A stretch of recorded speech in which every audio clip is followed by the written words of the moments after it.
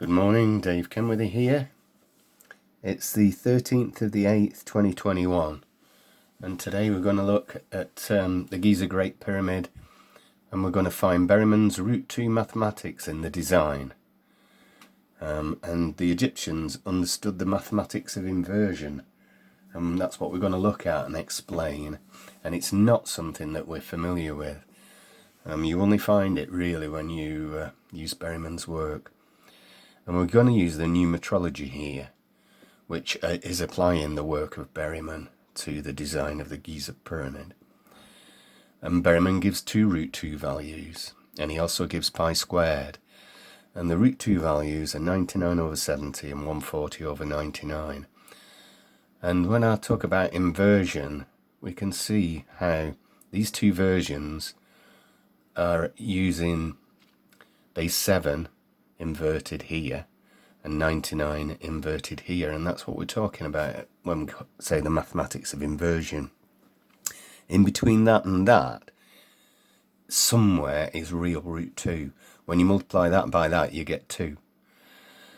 Now, the Egyptians used root 2 as a radius, and they used 2 pi in the design of the Giza pyramid.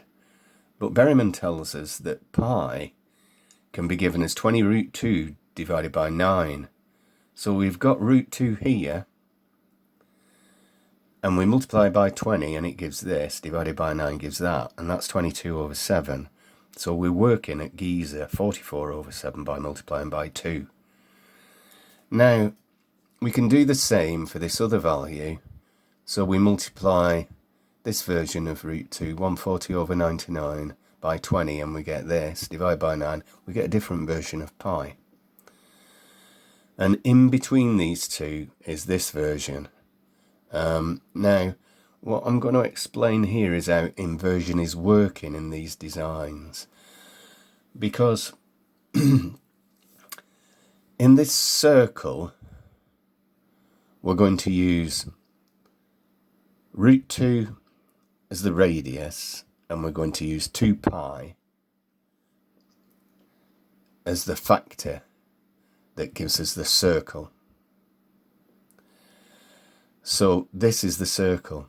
We multiply that by that, and it gives us a circle. Now, this line here is the 99 over 70 line, but we're using inversion by cross-multiplying these two values. If you multiply that by this, you won't get this number here, this exact number, which is 8 times 10 over 9. You will not get that. You have to do inversion, but you don't have to do it in this column.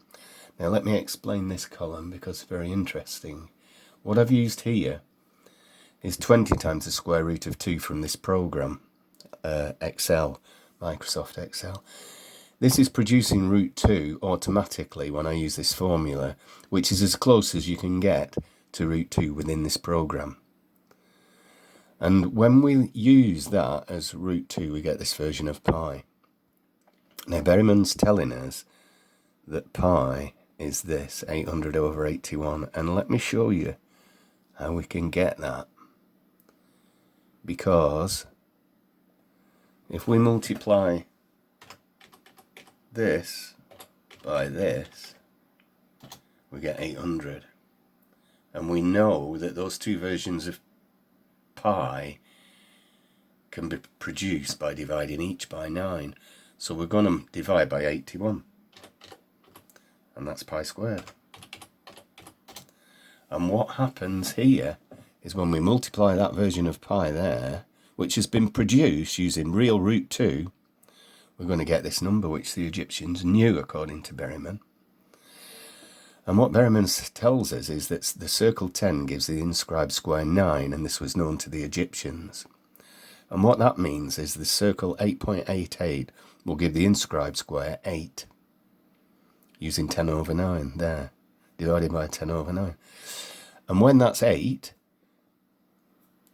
the side of the square is 2, so the radius in that circle, in that inscribed square, has to be root 2. It can't be anything else. And that's what they knew. This is what this mathematics is showing us. And because we know with some certainty that Colonel Vise is giving us the Giza base as 100,000 barleycorns, which is this number here in inches, we can divide these numbers into it, these three numbers, and we can see that in each case we're getting whole number. So these are all in the design of the Giza pyramid. And root 2 is hidden. It's hidden. When we use this number, it's appearing in all three columns, but the columns are all different. And we'll go on to this in the next presentation, and I'm just going to leave it there for now. So thank you very much for listening.